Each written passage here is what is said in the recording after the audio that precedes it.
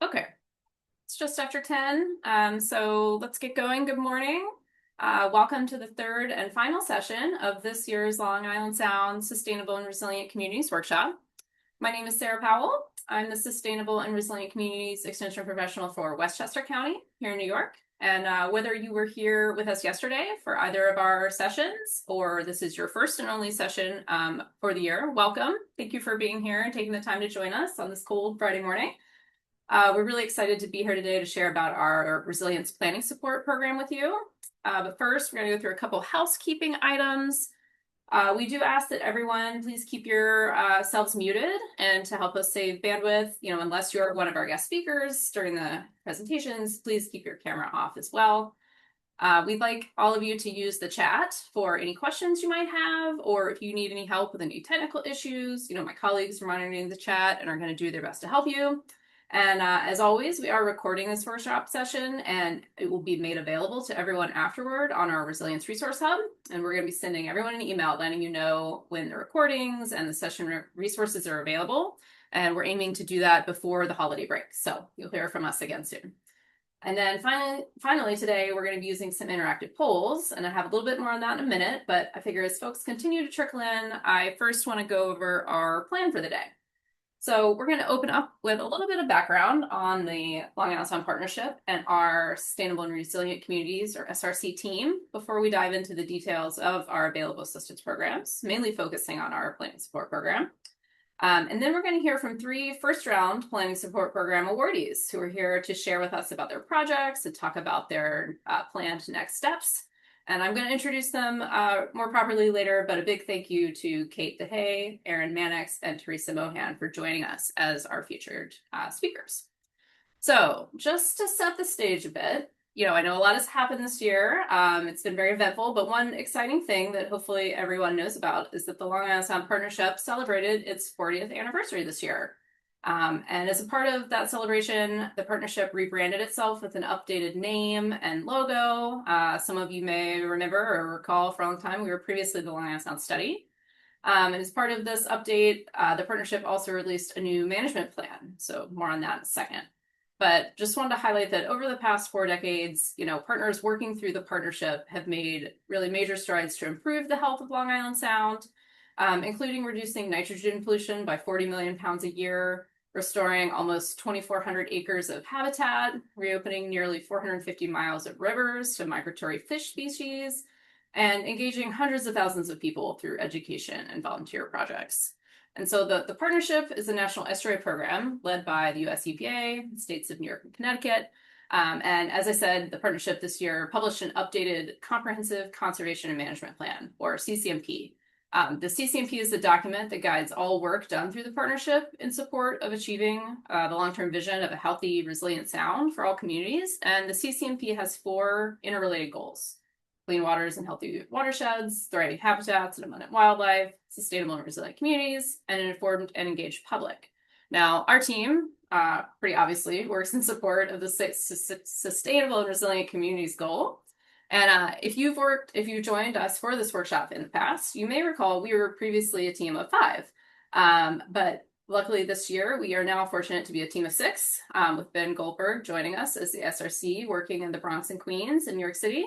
And continuing counterclockwise around the sound from myself and Ben, I want to quickly introduce the rest of my colleagues who are all here today as well, starting with Sarah Schaefer-Brown, who you're going to hear from shortly. She works in Nassau County on Long Island. Elizabeth Hornstein, based in Suffolk County. And then across the Sound of Connecticut, where Sarah Schechter covers Eastern Connecticut, and Deb Abibu covers Western Connecticut. So as I said, we work as a team in support of the SRC goal in the partnership's CCMP, which aims to empower Long Island Sound communities to plan for and respond to environmental changes in ways that prioritize well-being for all. And we really focus our work on the 3 key areas you see here: building the ability of decision makers to take informed action, supporting resilience planning that reflects the priorities of local communities, and encouraging implementation of resilience projects that help communities adapt to flooding and other environmental challenges that they're facing. And so you're going to hear a bit more about how our programs have to align with these objectives later in this session. And today, as I said, we are going to focus on the resilience assistance programs that we've created over the past few years. And like I said, I'm going to turn it over to Sarah to talk more about that in a minute. But first, we wanted to go through some polls with everyone to get a sense of who's in the room and gauge, your familiarity with our program. So if you joined us yesterday or in the past, this is going to look familiar. We're using an app called Poll Everywhere for these interactive polls. You can participate in them in two different ways, via the web in an internet browser window or by text messaging on your phone. We do recommend the web browser method if you can. You could do it on your computer or in a tab on your phone if that's easier. And it is the only method that actually works for our first poll type. But if you, would prefer to text answers, that's okay too. So basically, if you open up a browser window, you'll want to navigate to pollev.com/LISRES and keep that window open because it's going to automatically update as we move from one poll to the next. So the QR code you see here will take you there, or you can just type it in. But if you do want to participate via text message, as you can see on the screen, you text LISRES to 22333, and this should automatically have you join our session. If you get a confirmation link in a response text, don't click that. But once you do see that, that means you joined and you'll be able to respond to the polls. So enough instructions, I think. Hopefully, let's go on to the poll. So to start, we want to know where everyone is joining us from today. I always really like this poll because I like knowing where people are tuning in from, but I do know if there are folks who can't click on their location on the map because it's not shown, please feel free to put it in the chat where you're tuning in from if you'd like. I know we have at least one attendee that is not on the map, so feel free to share if you want. But otherwise, see folks tuning in. We have a good mix of people from all around the sound. I'll give folks a couple minutes in case you want to answer. I know it might take a second to navigate there.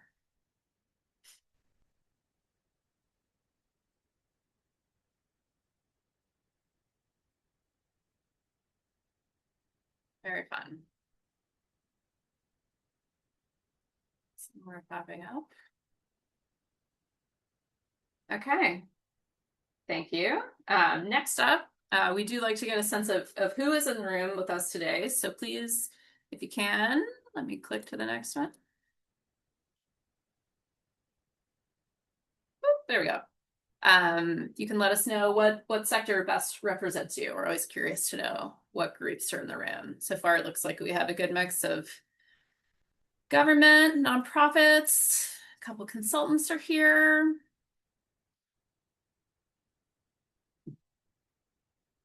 Awesome. And here I should note, if you are texting, here's where you text your answer, the letter A, B, C, so on to that number, in case that's not obvious. Okay, looks like they're slowing down. So our final poll question is, how familiar are you with the Resilience Planning Support Program? Hopefully we've got, again, a good mix of folks who are maybe new to the program and here to learn more today, or maybe we have a couple experts who can help us answer any questions that people have as they come up, or looks like we also have a bunch of folks in the middle. Maybe you've heard of us and you're here today to find out all the details about our newly released third round of the program.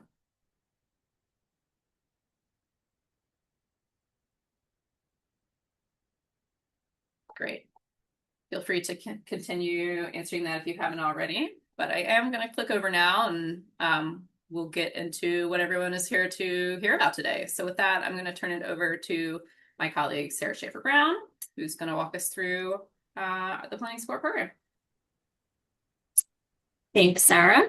Thank you so much for that introduction and providing all that background. And yeah, so happy to see so many of you on this call today who might be interested in utilizing these programs or learning about the impacts. So the programs that I'm going to cover today were developed by our team to assist with the development of sustainable and resilience-focused projects that will impact a community or communities within or partially within the Long Island Sound coastal boundary.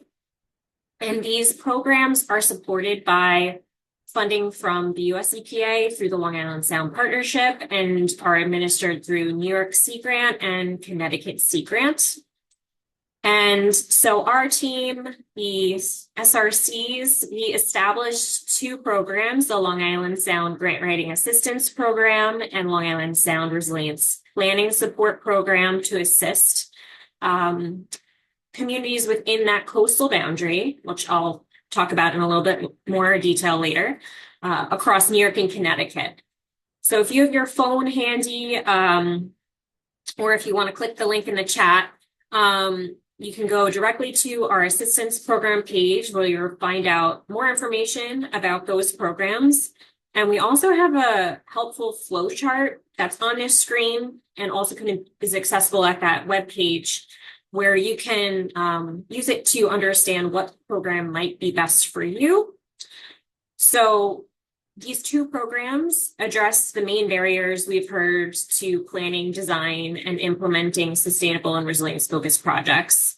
A lack of capacity, expertise, and resources to prepare and apply for funding, and a lack of capacity and resources to identify, conceptualize, and develop projects. So the first program that I'm going to talk about is our Grant Writing Assistance Program. The intent is to facilitate the hiring of a grant preparation and writing support to assist with the development of a grant application for sustainable and resilience-focused projects. So it's really our aim, based on the feedback we heard throughout our work, to reduce staffing capacity barriers that many municipalities or community organizations face when applying to competitive funding opportunities. This program is open. It's been open since fall of 2022. It's open on a rolling basis until all funding has been allocated. And the program is essentially a grant to get a grant. So eligible applicants, which include municipalities, community groups, NGOs that participate in this program, can receive match-free support for grant preparation and writing up to $9,950. And I'll just note that no funding is given directly to the applicant. Instead, the assistance funding is reimbursed directly to a selected contractor that the community can pick after that targeted grant application has been submitted. And the support a community may request can include, but is not limited to, budget preparation for that grant application, cost-benefit analysis, writing and narrative development, mapping, and also that application and submission for that grant. And I'll just note that we do highly encourage applicants to apply to our grant writing assistance program 6 weeks in advance of that targeted grant application due date, just to allow for us to establish the paperwork and set up your project. Okay, so to date, since the program started in fall of 2022, we've supported 35 communities and 39 individual grant proposals. And a lot of those grant proposals have been to Long Island Sound Futures Fund, Community Impact Fund, and other federal grants and state and local grants. That's amounted to just over $280,000 of federal support. These proposals have been for a wide variety of projects that you can see on that right side list on the screen. And this map here shows the distribution of where that support has been. So from our applicants from 2022 and 2023,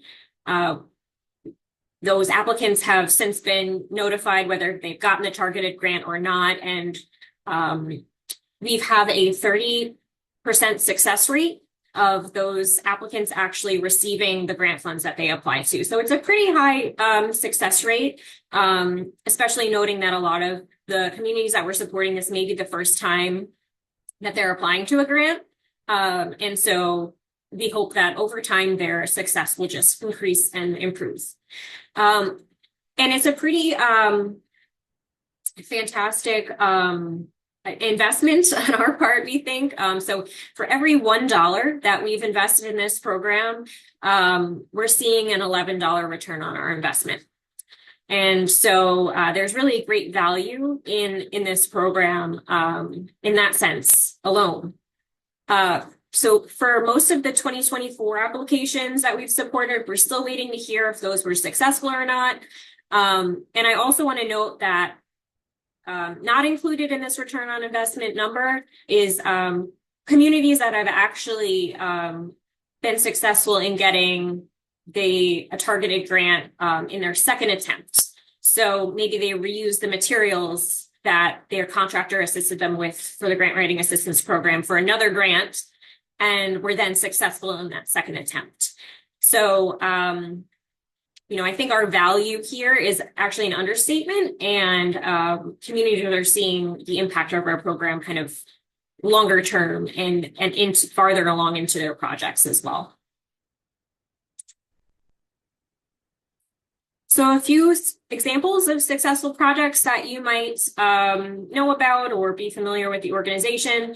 The Alliance for Mystic River Watershed received a Long Island Sound Futures Fund grant to develop a watershed resilience action plan. Mill River Wetland Committee received a Long Island Sound Community Impact Fund grant for educational programming in Bridgeport. CCE Nassau County received a Futures Fund grant to do oyster gardening and developing a framework for oyster gardening. And actually just received another round of Long Island Sound Futures Fund funding in 2025 to continue the program. North Shore Land Alliance received a New York State DEC WQIP grant for green infrastructure project on their Cold Spring Harbor property. And there's a map on our assistance program page that's linked on the assistance program page that actually highlights all the other grant writing assistance programs that have been grant writing assistance projects that have been successful.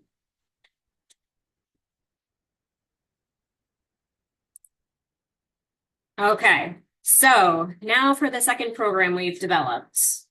The planning support program was developed in 2023 after we realized that while the grant writing assistance program was helpful to a number of groups, many others were not ready to apply to grants. So simply did not know what projects they should target for funding, or how to pursue that funding, what might be appropriate for those projects. They first needed to identify and conceptualize those projects. So this program is offered on an annual basis, and it provides support to help communities assess environmental risks, develop conceptual project plans, and conduct preliminary planning efforts so that those communities are then ready to pursue grant funding or other funding sources for design and implementation of those projects. So round one projects that we supported in 2020, that we announced in 2024, those are now either completed or nearing completion. In our round two projects, which were announced in fall of 2025, so recently, are now beginning, and we're seeing some first steps taken for those projects. And I'll go into a little bit more detail later about those. And our round three is now open. So that opened on December 1st. So you can apply to our planning support program if you're interested in getting planning support assistance. So in this round three of our planning support program, we're grateful to have an increased amount from prior rounds. We have 1.5 million available that will be distributed across the Sound. Communities that participate in the Long Island Sound Resilience Planning Support Program can receive support for project preliminary planning, scoping, and design. And I'll just note that only projects that are in that planning or preliminary design phase are eligible for this program. Projects that are for implementation or maintenance phases are ineligible. And Just to reiterate, projects must benefit a community within the Long Island Sound coastal boundary, which is shown on this slide. It's that area shaded in pink. And you can also find an interactive map of this map within the request for expressions of interest, which I believe, yes, was just shared in the chat. So you should be able to find that map in there if you're unsure if you're within that boundary or your project would impact an area within that boundary. There is no match and there's no cost to the participating community to receive this support. Some examples of projects that could be eligible include environmental risk and vulnerability assessment, resilience adaptation plans, strategy development, project prioritization, and funding guidance, preliminary community engagement, project site feasibility and conceptual design. And those are just a list of a few, but we certainly can discuss other projects if you are interested in another type of preliminary planning support. So it is very important to note that all of the work that we are supporting with our Long Island Sound Partnership funding needs to advance the Sustainable and Resilient Communities goal in the 2025 Long Island Sound Partnership CCMP. Projects must align with either SRC Objective 2, which is focused on community-driven resilience planning, and the 3 actions under that objective, which are on that slide here, or must advance SRC Objective 3, Resilience Initiative Implementation. And under SRC Objective 3, the project must align with either SRC 3.1, 3.2, 3.3, or 3.4. I'm not going to go into detail reading all of these actions and objectives. You can either refer to this slide later on, or all of this information is in the request for expression of interest. And you can also view the entire Long Island Sound Partnership CCMP on there's a link within the RFEI to that document if you'd like to learn a little bit more about these objectives and actions. So we have set up a very simple 2-step application process. So we're focused on making this process as simple as possible to encourage application for assistance from our communities that we know are already overburdened. And we also want to make sure that we're collecting information from applicants to help us evaluate proposals. So the 2-step application process involves first submitting an expression of interest. So you'll see the document we share is a request for expression of interest.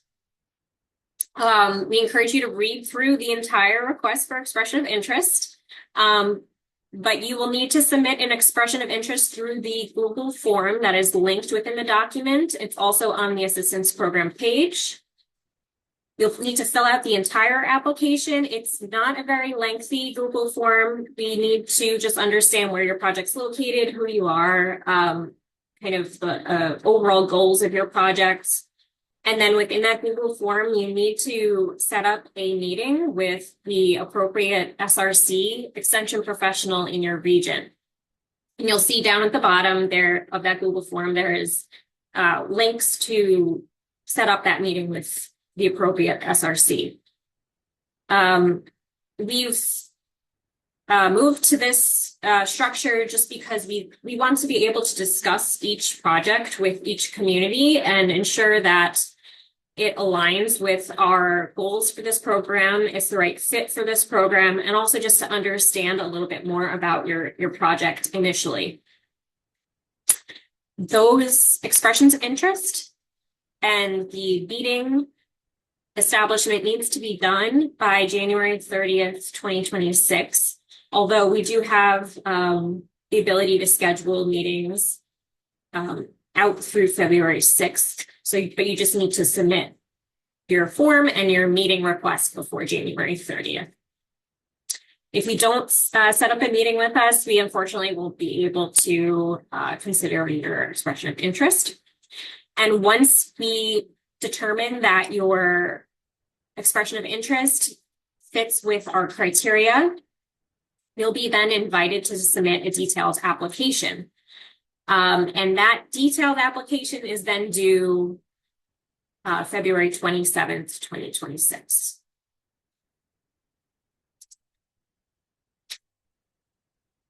So this is the general timeline for this whole program. It's kind of similar to our previous two rounds.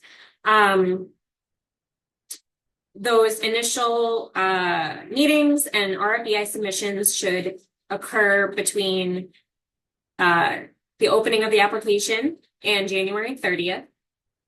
Then, if you are invited to submit a detailed application, that will be due February 27th.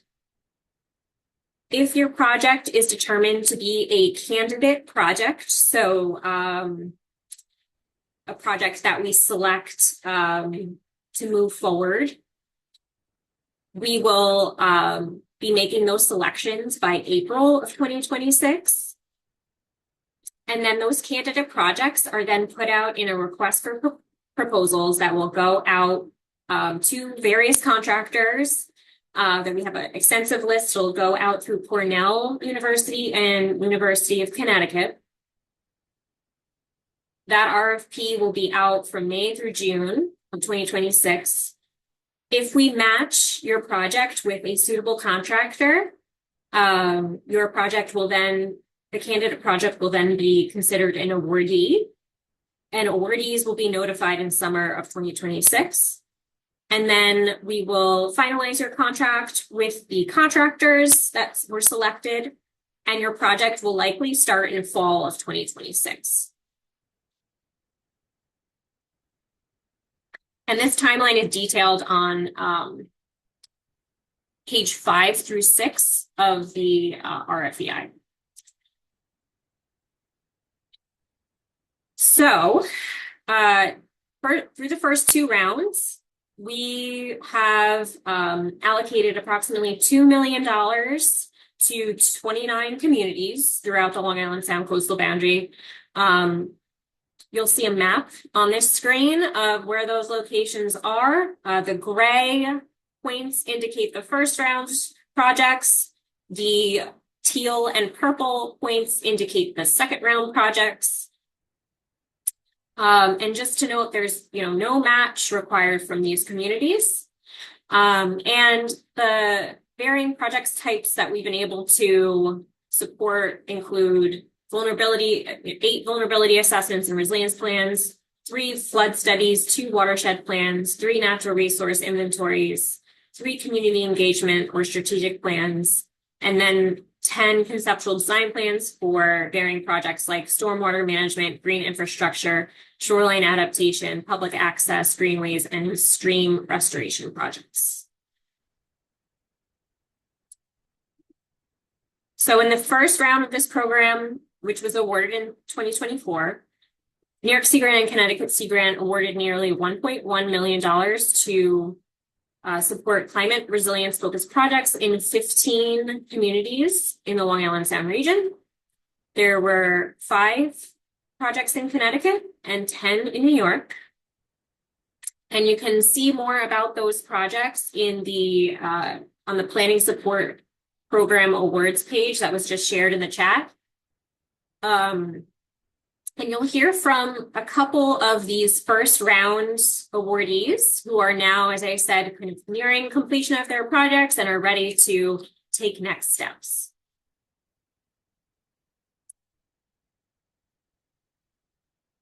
In the second round of the program, which was awarded just recently in 2025, New York Sea Grant and Connecticut Sea Grant awarded over $900,000 in support to 14 coastal communities. So there was 9 awards in New York and 5 in Connecticut. And the types of projects include community resilience plans, shoreline adaptation plans, strategic plans, natural resource inventories, watershed management plans, and there was also development of stormwater remediation strategies and conceptual design plans included in this award slate. The awards were announced on November 7th. And once again, you can look at the link that was shared in the chat to see more detail on that. And I'll just note that we had a very large increase in applications from the first round to the second round. So there was 28 applications in the first round and 41 in the second round. So we're seeing that, this is a continued need of communities, and we're looking forward to providing this support to you in this third round. Okay. So now I know that was a lot of information. I'm going to just go through some frequently asked questions before we go into our question and answer portion of the session.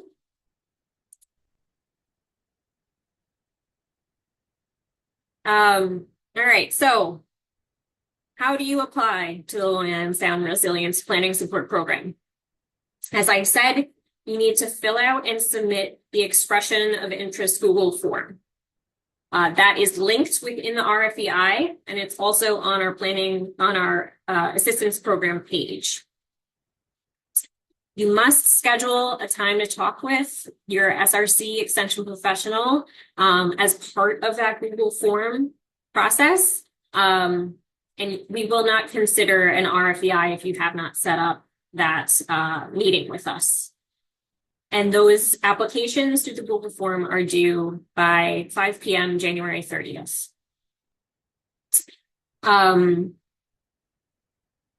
Okay. Next question, are groups outside of the Long Island Sound coastal boundary able to apply? Technically, yes, but the project must impact a community or communities that are within or partially within that Long Island Sound coastal boundary. Again, that shaded pink area on the map.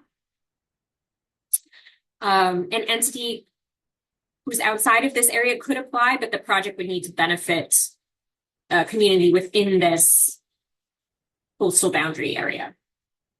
And again, there's a link to an interactive map within the RFEI if you want to explore it. How many expressions of interest can I submit? So one expression of interest is accepted per applicant. So I would advise you all to prioritize the project that you would like to submit to this program. If you have multiple ideas, and then just submit the project that is highest priority for your organization, municipality, community group. And the applicants must be or demonstrate support from the landowners or landholders for the proposed project. So we want to make sure that the work that you're proposing to do is actually you have permission to do eventually if you are to receive funding or next steps are continued for the project. We will be prioritizing applicants who have not previously received support through the planning support program. So we want to be able to extend our support to as many different groups as possible. And then current awardees. So anybody who's currently receiving support through our planning support program is ineligible to receive support in this third round.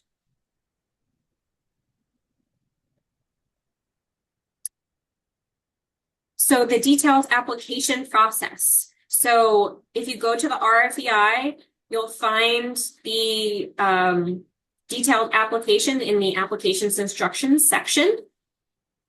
You can open, it's a separate document. You can open it up and review the questions that we'll be asking. And even though we're calling it a detailed application, it's really just a simple Word document that we are looking for you to provide answers to the various questions within there. So we really are just trying to understand your project's alignment with our sustainable and resilient communities objectives. We want to understand how the projects that we could support could set your community up or your organization up for future success. We would like to understand the societal, ecological, and regional impact of the proposed projects, and then kind of your reasons for applying to us, and the reasons why you're requesting the support right now. You must submit a map of the project area when you send in that detailed application. And we also accept other supporting documentation. And if you have a cost estimate, that's welcome for us because it helps us understand the scope and scale of your project. But it's not a required piece of material in your submission.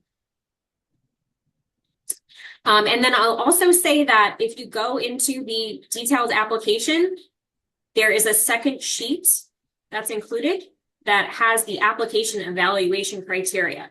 So you can see how we will be scoring and evaluating all of the detailed applications as well. So how much we're giving, what questions we're going to be evaluating your proposal based on, and how much weight and points we're going to be giving to certain factors of your proposal. How large of a planning support project will we support? So in the past 2 rounds, we've funded projects ranging from $35,000 to $115,000. Your project scope will be discussed during that mandatory meeting with your SRC extension professional. And for the 3rd round, the maximum duration of your project is 18 months. And we would want all projects to be wrapped up by August 2028. And another point of clarification, which we get asked a lot, is, who actually receives the funds? All funds go directly to the selected contractor. No funds go to the community group that is the applicant or eventual awardee. Cornell and University of Connecticut actually handle all of the contracting and invoicing so that we're taking some of that burden off of the community to manage this project. But you are involved as a obviously main project partner in the entire project, since this is your planning support and needs. And can we pick the contractor we want to work with? No, you cannot pick the preferred contractor. So the SRC extension professionals and Cornell University and University of Connecticut will put out that request for proposals, and then we'll competitively procure contractors, and then hire the most suitable contractor that we see fit for your project. After we select that contractor for your project, you will be able to opt out or decline working with a contractor if you, in the end, do not actually want to work with the contractor we've selected for your project. But we won't be able to give you a second choice. So that's just something to consider. And if you have contractors that you are either comfortable with or familiar with, and you want to pass their contact information to us, we can include them in the list of contractors that are notified about the opportunities when the RFP goes out, so that they're included and have the chance to bid on the project along with all the other contractors. Who should I reach out to if I have questions? So please reach out to our general email address, lisresilience@gmail.com, or your regional SRC extension professional, and you can find all of our contact information on our contact page on our Resilience Hub website. And I think that was my last slide. So now I think we have some time for questions. Yeah. If there are any. Yeah, no, thank you, Sarah. That was great. We do have a couple minutes, and I know we've gotten a couple questions in the chat. One of them I think you may have already answered. There was a question about criteria for candidate selection. And I know you mentioned that folks can take a look at that in the RFEI, but I didn't know if you wanted to expand upon that at all. And I think this just related second question was about contractor selection as well. Yeah. So just to reiterate, the candidate selection criteria, if you go in the RFEI, starting on page 6, if you all are following along, will be reviewing applications based on the criteria that's outlined in that section. So we will be considering alignment with our SRC priorities, candidate status. So as I said, priority we will give into new applicants, new candidates, projects that we haven't, or groups that we haven't supported in the past. And we also want to ensure geographic balance of awardees. And we'll also be considering, your overall evaluation score based on how your project scores through the application evaluation criteria. Great. And then let's see, it sounds like, can we talk a little bit more about how to get on the contractor list? And just clarify kind of how the, once we tell people which contractor we have selected for them, how that process unfolds. Yes. So how to get on the contractors list. Please just reach out to us. You can email listresilience@gmail.com or one of the SRC EPs. And we'll make sure you get on the list for both the Cornell and University of Connecticut RFP release. So just let us know if you'd like to be included.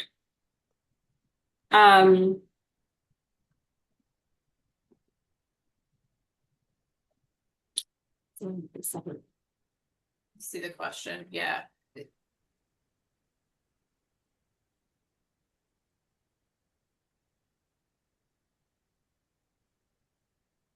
Yes, no,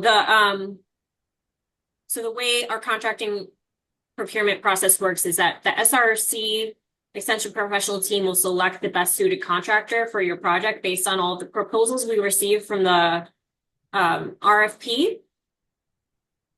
And then we will notify you if you are an awardee of that contractor that we've selected for your project in a letter. And if you choose to, and we'll also include, some details about the proposal that the contractor submitted, you can then choose to either accept the support through our program working with that contractor, or you can decline working, accessing the planning support program and working with that contractor. You can always apply in a future round to our program, but I think, we're only really giving. We are, going through the evaluation process and determining the best suited contractor. So we don't really have a second choice if the community just doesn't, want to work with that contractor. Does that answer your question? Okay, good. And we can talk more about this process. If you do apply to the RFEI and set up your meeting, we can talk in a little bit more detail about, how everything works in the timeline, and if you have specific questions about the process then. Great. Yeah, the last question is just whether or not the contractor selection process is consistent with state and federal bidding processes. And I think we can say it's consistent with Cornell and the University of Connecticut's procurement practices. And so, yes. Yes, it is. And it's also in alignment with EPA guidance as well. Yes.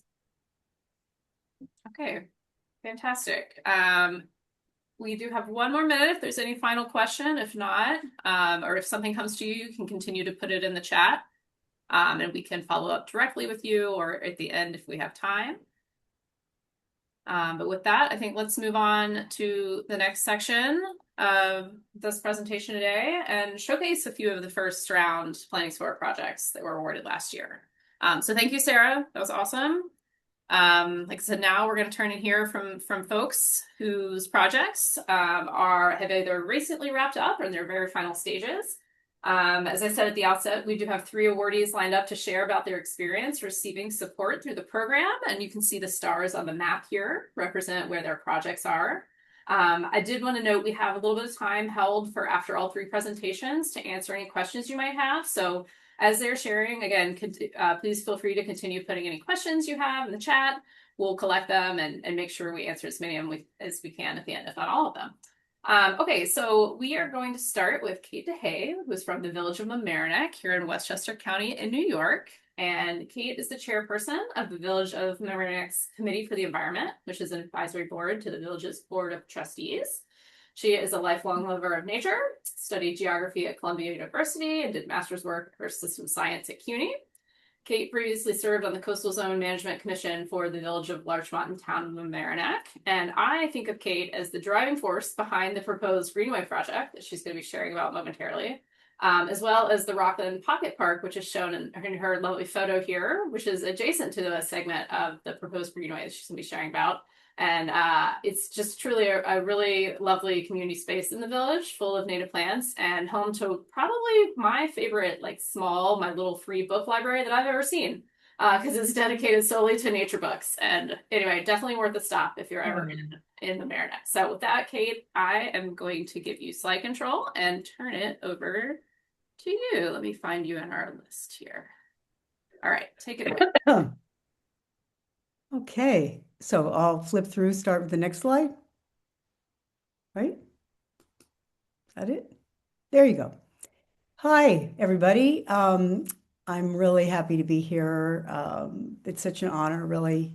I just really want to thank Sarah and Long Island Sound Partnerships, who've just been great through this whole thing and really have helped jumpstart this whole process for us. So this is the map of their Long Island Sound boundary that they've shown you previously, and this is us, so you know where we are. So I'm gonna, take a bird's eye view coming into it because the location is pretty critical. You can see we're at the tight end of Long Island Sound, which is very densely populated, and it's the most polluted and degraded part of the sound because of where we are. So this is Westchester County, where we are. And basically, there's higher land in the center of the county. And pretty much everything on the west side flows down to the Hudson River right here. And everything on the eastern side flows down to Mamaroneck Sound. Long Island Sound, so sorry. And it's a pretty densely populated area. Here's Mamaroneck, so you can see where we are a little more closely. We are 22 miles from Times Square. We're 8 miles from the Bronx. And so really our profile is much like New York, really. We have about 20,000 people in our small village, which is 6.6 square miles. 3.2 of that is land, the other 3.4 is water. So 48% is land, which means we are 6,250 roughly people per square mile. So we're not as dense as New York City, which has 11,000 people per square mile, but we're ahead of Chicago, Philly, and Boston. And demographically, we're much like New York City with 70 nationalities. It's about 30% Hispanic, and we have a huge range from basically undocumented folks and laborers, a large middle class that ranges from blue collar to small business owners and professionals, and then out on the water, some of the wealthiest people in the United States. But where our project is along the rivers, so that is the more dense part of town, and where there are actually issues of economic justice. So this is a super important map that I kind of want you to get into your head because everything is kind of an overlay onto this. This is a map, this is based on, I'm sorry, I've got a little cough going on here. This is basically a map of the floodplain in the village of Mamaroneck, which is derived from Westchester County data. So the orange is the 100-year floodplain. And this does not show the entirety of the village. The boundary is this is I-95. The boundary is a little bit to the northwest of there. And there's also large sections of the village out here, which are peninsulas that project into Long Island Sound, but that's not the area that we're concerned about. So you see here, we have two rivers. This is the Mamaroneck River that comes down from White Plains and whatnot, winds along and passes underneath the I-95 highway and then continues on down to the center of town. This is the area near the train station. We call it the confluence, where the two rivers meet, and then the joint Mamaroneck River flows out into, this is the harbor, salt water, which is part of Long Island Sound, Mamaroneck Harbor. On the other side, we have the Sheldrake River. It's a smaller river, also flowing down from higher lands. It comes into a lake here called Gardens Lake. But before I talk any more about that, let me just mention a little bit about this incredible feature of the highway, the thruway, I-95, that runs through the village because it has an enormous impact on our rivers and on flooding in the village. It's 2.2 miles in its footprint just in the village of Mamaroneck. And as part of another project, we actually went out and measured it, and it's 28.2 acres of impervious surface that was built in the 1950s and with no flood mitigation whatsoever. So it has a huge impact because, as you can see here, this is, as I was saying, this is the Sheldrake River. So here is the Sheldrake coming down. At this point, you're in the town of Mamaroneck, Larchmont Post Office, town of Mamaroneck. This is called, where I have my cursor, that's called Gardens Lake. That was about twice the size. And when I-95 was constructed, the Thruway Authority acquired and reduced the size of this water body by about half, which has impacts. Then the Sheldrake was put into a very narrow channel, and it passes again as much as the Mamaroneck River did underneath the highway.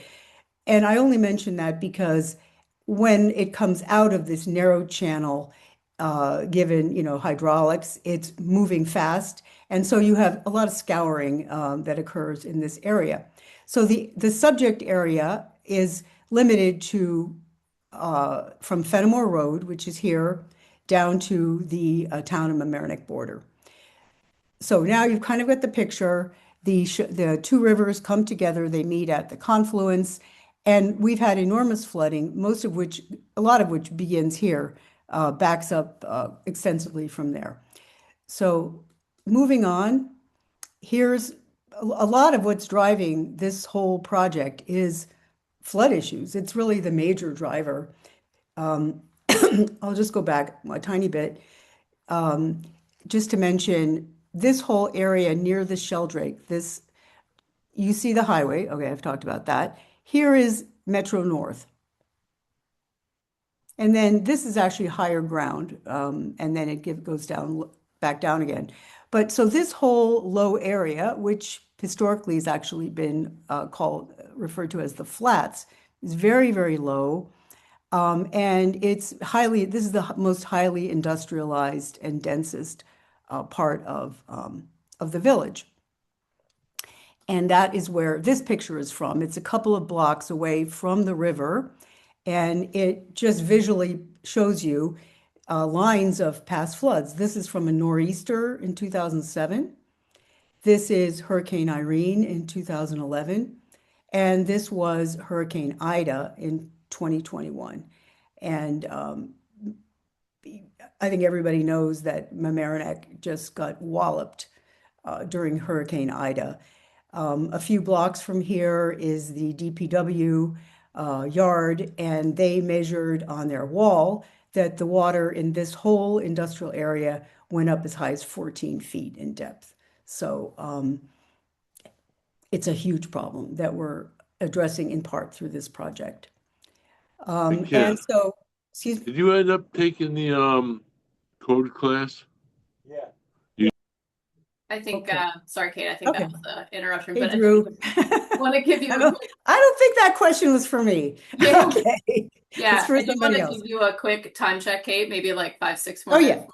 Okay, yeah, yeah, We're yeah. Let good. me, Just letting you know. sorry about that. You got a really good point. Okay. No, you're Sorry. good. Okay, okay. Yeah, I'm framing it out a lot. But anyway, this is the entire Mamaroneck Greenway that our Committee for the Environment mapped out. So I'm not going to get into all of it, but you're going to see, you see from the shape of it that it follows the rivers. So given that that's a huge project, we can't deal with all of it. But here's Fenimore Road again. So the part that we applied for concept design work is from Fenimore Road down to the town of Mamaroneck border that I've showed you on some of the previous maps. And there's a lot of detail in our own proposal. We thought of three parks: Salt Shed Park, Ogden Avenue Park, and the Rockland Sheldrake Bird Walk that we're going to get into in some detail. And this was foundational work that we offered to the contractor, who I should, here I've been talking for 4 minutes, was Assemblage Landscape Architects of Brooklyn. That's who Sea Grant chose. And so they were able to, I think it was helpful that we had done a lot of work prior to them coming in. So you see here, this fattened part of village land is where we put the Salt Shed Park. This is another fattened area of village land at the end of Ogden Avenue, and then this is village land. And this is the little baby park that we built that Sarah mentioned earlier, the Rockland Pocket Preserve, that we created on a piece of village property for several reasons, partly to involve the community, to educate the community, also to educate ourselves what's involved in this, and also as proof of concept, because we're a volunteer committee, we're an advisory committee, so there's the Board of Trustees needs to support this, and so does the community. And so but you'll know one of the reasons why we chose this area is because it's primarily village-owned land. The little red pieces are spots where we need some either easements or land swaps or something to continue. So here is, now you recognize this very well from what I showed you earlier. Here is the assemblage overview. So again, here's Fenimore Road. Here's Fenimore Road, and we tied into this is a walkway that pre-exists, and you see it follows the whole greenway follows the river. Here is, they've mapped the Salt Shed Park, Ogden Avenue Park, and this birdwalk area. So you can see how dense it is, how close to downtown we are, and all of that. So here is the meat of it. It's a long proposal, some close to 60 pages that we'll link to that. You can get into that later. But this is basically the report from the report that was given to us. So some of the just one second here. So this part comprises 0.6 miles of length along the Sheldrake, and it's very, very close to the New England Thruway, which is, a big deal. Some of the things that they did, let me see here, I'm gonna roll down through my they studied circulation patterns, they studied steepness of slopes along the rivers. They looked at the existing conditions, both good and bad, encroachments, heavy erosion, polluted runoff, incursion of native species and vines, but also some of the positives. So let's look at, I'm going to focus on these three parks, and then there's walkway in between. So our objectives for the Greenway are primarily flood mitigation through floodplain and riverbank restoration, cleaner water through natural filtration by protecting and restoring floodplains and riverbanks, but also through creating specific green infrastructure, habitat restoration, bird life, wildlife, pollinators, reptiles, and so forth, and also green space for residents to enjoy. This is, as I said, industrial area, zoned manufacturing, but there's about, I'm going to say about 100 families that live in here. There's a lot of multifamily housing, some small apartment buildings, and so forth. So here's some of the existing conditions. So this is the area of the Salt Shed Park, which has, no surprise, a salt shed on it. This is DPW yard, which has a big parking area. During storms, some salt gets leached out and is here, ends up in the Sheldrake. There's a stormwater outlet here. That's just some of the conditions. Here, some other photographs show you what's going on here. This is the salt shed you see in the distance, the parking and so forth. This is the snow plows that are piled up here. In my opinion, the parking lot it's not heavily used. So part of the proposal asks for them to give back part of that concrete and remove it and create park out of it. Here's what the shoreline looks like. That's pretty much knotweed and vines, pretty nasty. Here's the river, the Sheldrake. In this particular picture, it depends when you're taking the photograph. You can see how much siltation and erosion occurs. And right here is a photograph, and this isn't even a named flood. This was just like a heavy rain event. And you can see, given the proximity, given the slope, all the land sloping towards the river, this is what it can look like in a heavy rain flood type event. This is Ogden Avenue, so they're all through here. It's all buildings right up against, basically right up against the land that borders the river. And the first street, the only street really that comes through, apart from Fenimore, is this Ogden Avenue. So and at the end of Ogden Avenue, there's a bunch of lots that are owned by the village. So you can see the existing condition. Everything slopes, it channels water from the entire industrial area down to the river. There's that stormwater outlet. There's all kinds of irregular parking. There's cars that park right up by the river. There's this outlet. There's pollution, a huge amount of erosion. And then even in this whole area of village-owned land, there's a lot of encroachments. There's fill. There's trucks and equipment that's parked right up against the river. So pretty bad situation. Here is our little Rockland pocket there. And this last area, which is this very large area here that we call, okay, I'm 7 minutes in. Oh boy, I got to really roll here. Okay, or maybe I'm more. This is 3.8 acres of relatively nice land, mature trees. There's a lot of vines, but as I mentioned, when the water comes out, there's enormous scouring that occurs. And what happens in a rain event is that the water goes in at this level, but first, because this bank is so scoured out, it floods all these houses along here. So these are some of the techniques with which you're pretty familiar: flood benching, bioretention ponds, stone scour, erosion control, using bioengineered soil, which is more absorptive. There are different plantings that were suggested for the different areas.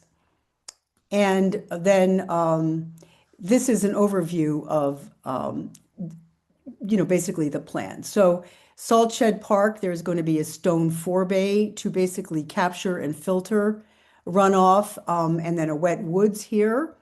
We're going to have another forebay here at the end of Ogden Avenue and another wet woods in the village land. Asphalt removal along the walkway here, and then another lowering here for water to come in more easily to the Rockland Birdwalk, which really is a pretty undisturbed area, but that it can really work better as a floodplain. Here's some photographs of, this is the salt shed. So you see the stone forebay, the preparation of a wet woods, with the walkway and so forth, and all these support of this outflow tunnel and so forth. This is a side view. You can see how the forebay works. That is going to require some maintenance when it's built. Ogden Avenue, very similar work being done, a forebay to capture and filter all this runoff coming down Ogden Avenue, and then a wet woods here, restored landscape to capture and filter runoff. And last but not least, in the birdwalk area, lowering here to basically allow recharge of the floodplain at the upper level, and to protect these homes and to have this whole floodplain area working better. So do you want me to talk about the next steps at all, or are we kind of out of time here? No, I I think I think spent. take like 30 seconds and yeah, mention next Yeah. steps and So this is how you can reach us if you like. But so just quickly, this whole the work took about a year to go on, and we were hoping for a green resiliency grant, but we were a little early because the project really didn't wind up until August, so we were kind of ahead there. But since and also that work needed a resiliency study. So since then, the village, a manager who's very supportive of this process, they've applied for a grant for a what's called a feasibility study, an engineering study to take it to the next level to underlie further grants. They've also applied to the county for money to build portions of the salt shed. So we're super hopeful about that we're moving forward.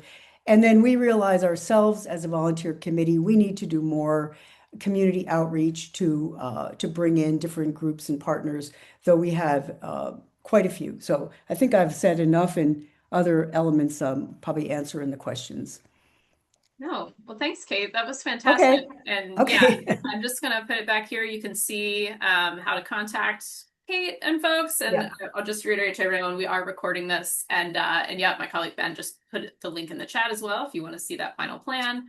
And we should still have a couple of minutes at the end for questions. So if you have questions, definitely continue to put them in the chat. But thank you, Kate. That was great. a great Sorry, I overview. did kind of go on. No, it's I've been okay. It's an exciting, known to do that. it's an exciting project. Yeah, But we are now going to turn next to our next speaker and to have remarks from Erin Mannix. So Erin is the planner for the town of Madison in Connecticut. She directs the land use department there and serves as professional staff for multiple boards and commissions. She's certified with the American Institute of Certified Planners and the Connecticut Association of Zoning Enforcement Officials, and she holds a degree in biology from Fairfield University. She also has experience working in zoning and inland wetland enforcement in the town of Guilford, Connecticut, and has held various roles in the city of Norwalk planning and zoning department as well.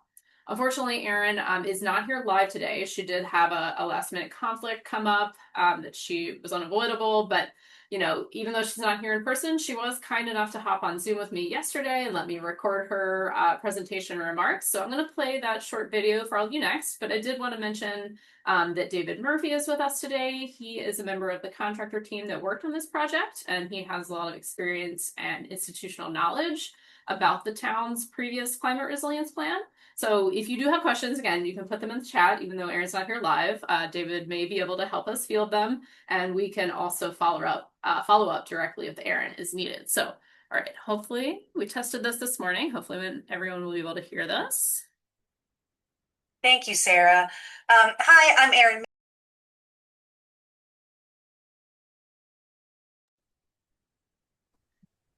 I could hear her. Sarah, Program. The town received about $50,000 through the Planning Support Program in 2024 and focused on a community climate resiliency plan. And this was really, our objective was to build off of a previous 2016 coastal resiliency plan, which really stemmed from some storm impacts, both from Sandy and Irene in 2011 and 2012.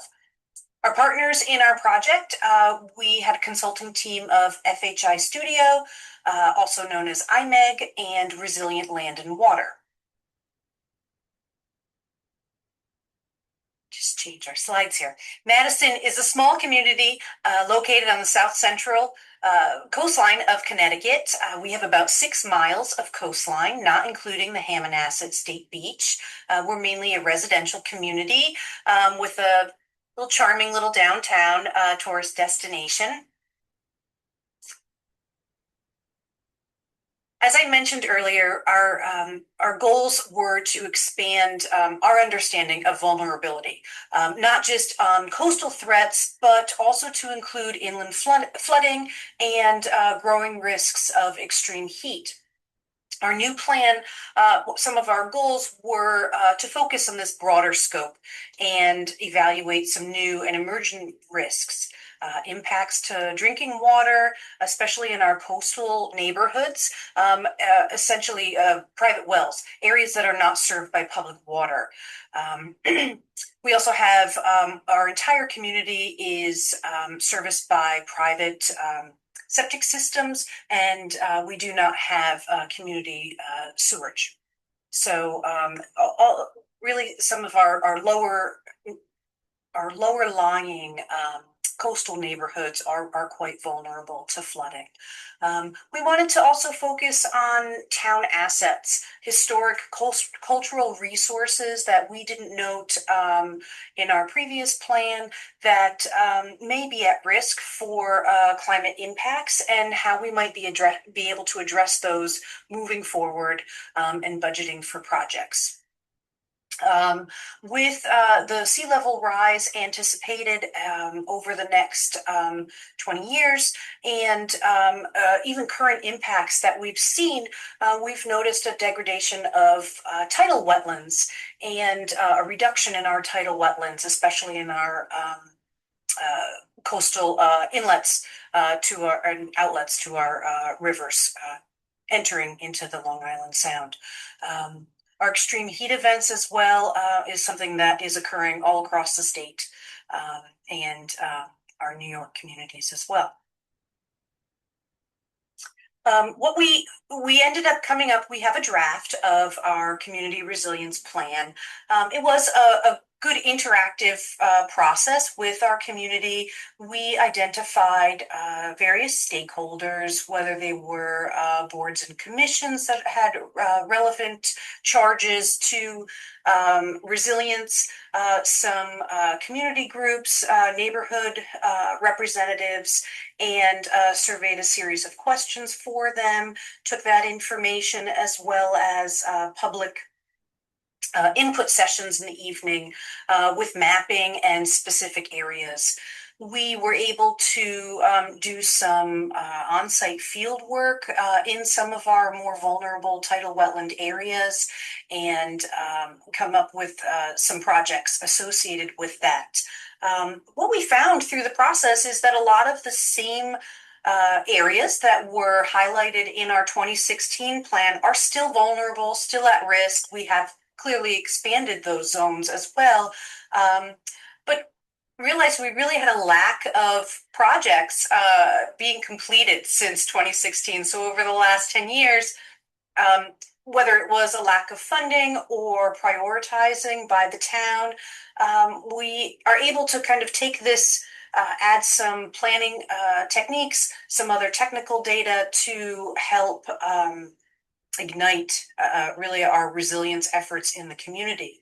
Our town has identified and charged a coastal resiliency commission now, who really will be looking at our implementation matrix, advocating for projects within our town's budgeting, and looking at funding opportunities as well, so that we can hopefully take this document and make it a working document where we are able to check off projects, able to identify other areas that need more detailed planning that wasn't included in sort of this broader scope town-wide plan, whether it's a specific neighborhood or low-lying area, specific town properties, things like that. And we'll identify those and look for sources for funding, partnerships, so that we can help get hopefully in the next 10 years, look and see that we've checked off a number of these boxes for these projects. And one of those opportunities clearly is the other round of funding sources here.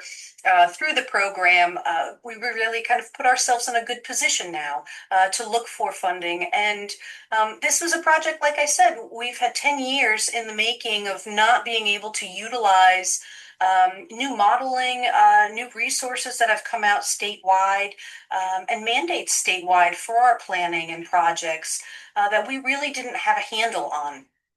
And so this opportunity to receive funding allowed our community to take this next step forward. And I'm proud of the document that we have and look forward to using it over the next 10 years. Thank you.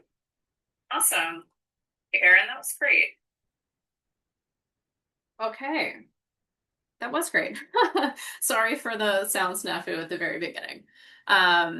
Again, please do put any questions you might have for Erin in the chat. It was great to get to talk to her yesterday and hear about their plan.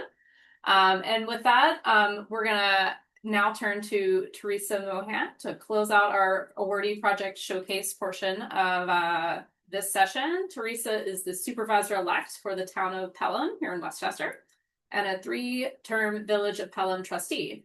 She's a former general counsel and HR executive and now teaches at Fordham Law School and is an active champion of strategic climate-forward initiatives to build a resilient and future-ready Pelham. I have really enjoyed getting to work with Teresa and others from Pelham over the past year on their project.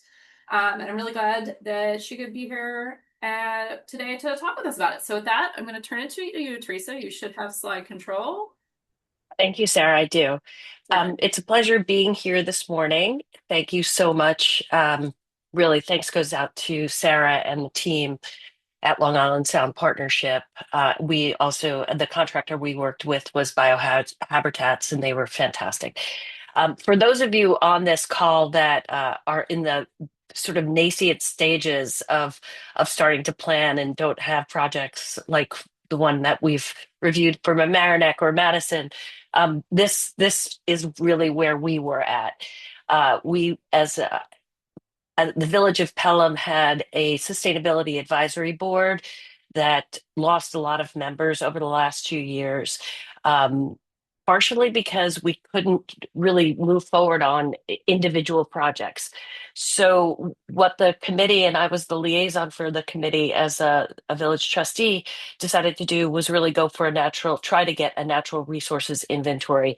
And that would become the basis for a lot of different projects that we would do. So with the help of Long Island Sound Partnership and Sarah's guidance, we were able to move forward and complete that project. And I'll review at a high level that for you today. So the next slide really is where we are in the town of Pelham. And the other thing to note is the town of Pelham is made up of 2 villages.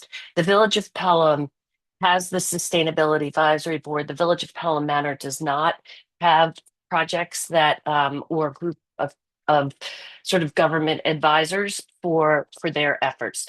So when we looked at this project, we were doing it for the Village of Pelham, but obviously borders, natural resources don't stop at borders. So the project was able to look a little bit more broadly at the community and identify what resources we really were interested in.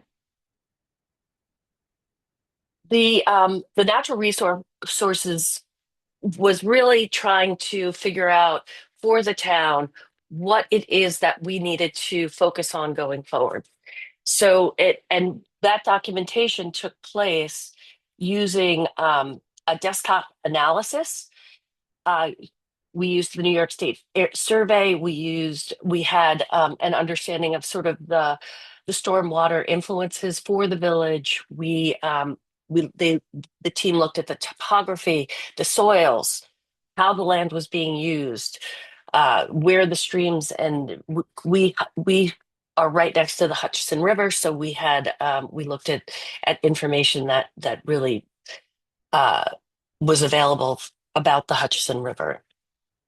The other thing that the team did was they came out and did a field investigation.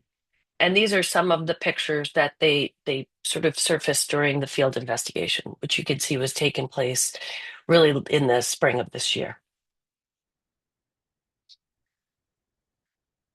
And I think most importantly was stakeholder engagement. We have a lot of individual groups in our small community that are focused on different things.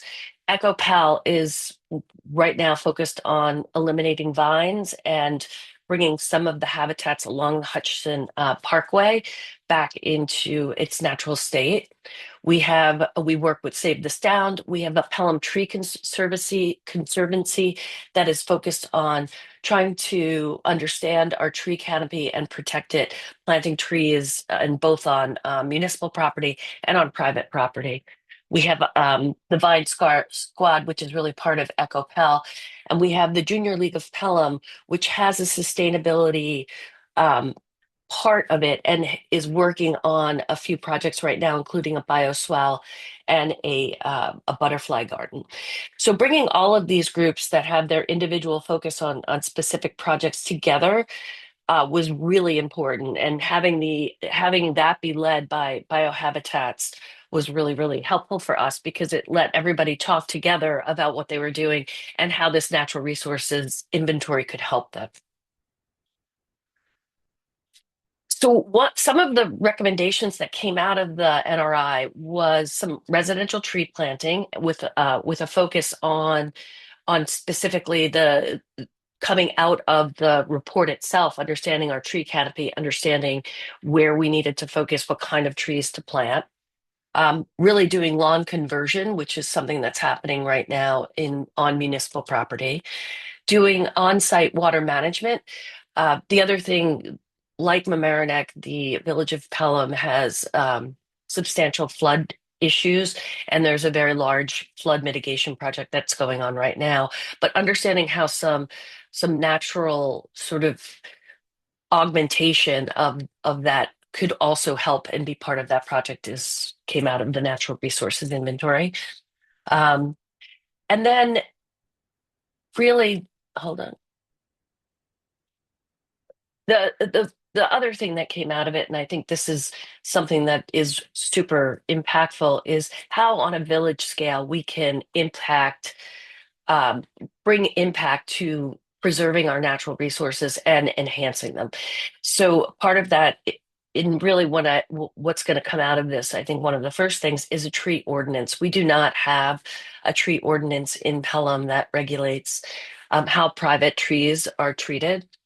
There were recommendations that were part of our NRI that will help us create the basis for a tree ordinance in our community. We have public property in Pelham in the village that can really benefit from a master tree plan. We have to do a more detailed understanding of our canopy and also do community engagement so people understand how important that is for our community. And as I said, we have some efforts on that non-native management plan, but there can be a more concerted effort and a more master plan around that.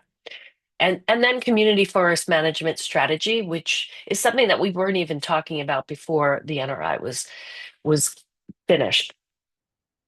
There's some more village scale recommendations that came out of this, including permeable surface, like really addressing our permeable surfaces, doing regenerative stormwater conveyance, because as I said, we were on the Hutchinson River, doing a resiliency plan to go with our flood management plan, and creating more green stormwater infrastructure.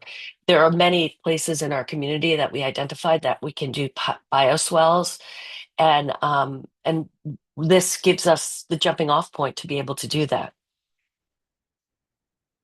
The other thing that, and I think probably most impactfully, what this NRI helps us do is start with a written master plan, help us engage with regional collaborators to really help these things happen, including now being able to do this townwide, being able to partner with the Village of Pelham Manor, the City of New Rochelle, and the City of Mount Vernon, both border the Village of Pelham. We have the New York State Department of Transportation with the the Hutchinson River Parkway coming right through Pelham. We have Metro North that is also runs through Pelham, and we're on the Sound.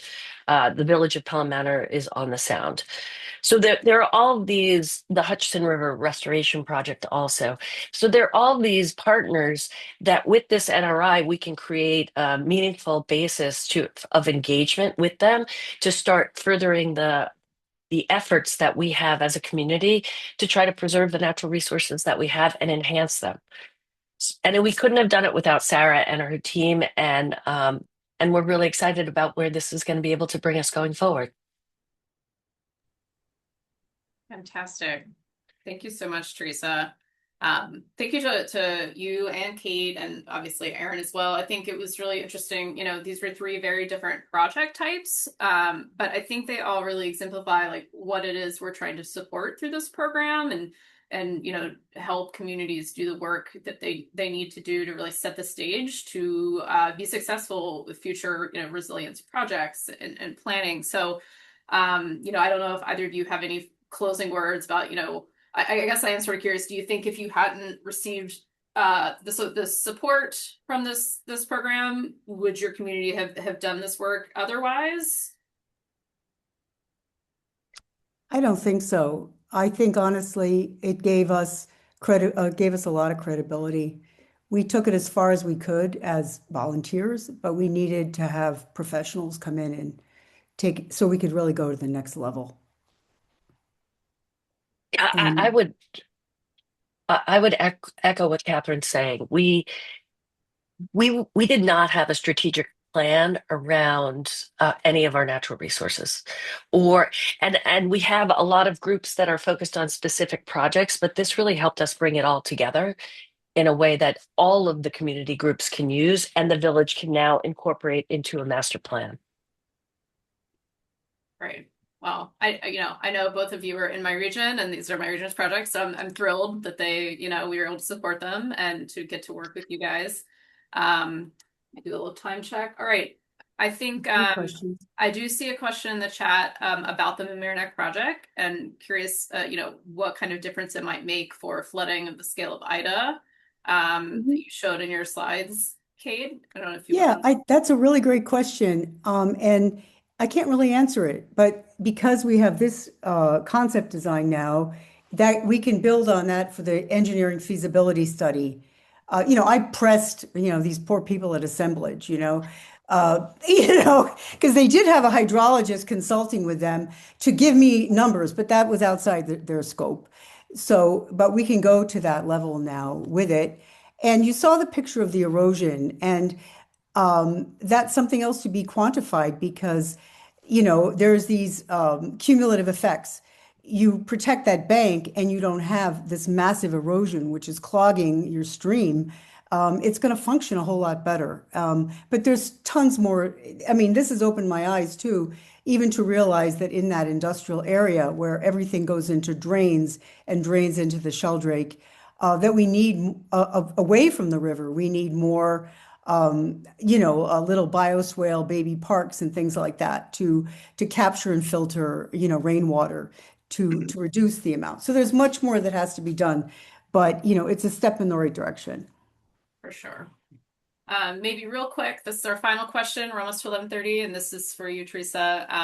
You know, another question about opportunities. Are there opportunities for expanding vegetate cover and perhaps a town-wide goal? Is that something y'all have considered coming out of this? You are muted. Yep. I mean, one of being the incoming supervisor of the entire town, which encompasses both villages, that is, I'm going to be creating a sustainability advisory board for the town so we can bring all the community engagement. And one of the things that we've been thinking, I've just been talking to people, is using this NRI to create sort of an understanding, a broad understanding of how, as a community, we can enhance this tree canopy so it's not segmented at a street, that divides the two villages. This is Mm. I plan on using the NRI for the town to help us kick off a lot more. So so I'm super excited about it. Awesome. Okay, well, thank you. I think, we are right at 11:30, which means we've reached the end of not just this session, but the end of our fourth annual Yeah. workshop. So, thank you so much, Teresa and Kate and Aaron, of course, as well, for sharing about your projects with us, and thank you to everyone that attended today. We hope you found this informative. Definitely reach out to us if you have questions about the third round of the planning support program. Our final ask of everyone is that, when you do close out of this session today, a brief evaluation survey should open for you in a browser window. It's the same one linked here on the screen. And if you have a minute or two to share your feedback with us, we'd be very grateful. We find it so helpful to know what people, think went well or didn't. And just your feedback in general is very helpful to us as we plan for future events. And as I said at the beginning, this recording today and all of the materials will be posted to our Resilience Resource Hub soon, and we'll let you all know when that's ready. So with that, thank you so much one last time, and we hope everyone has a great rest of your day. Thank you. Thank you, Sarah. Thank you, Sarah. Thanks, guys.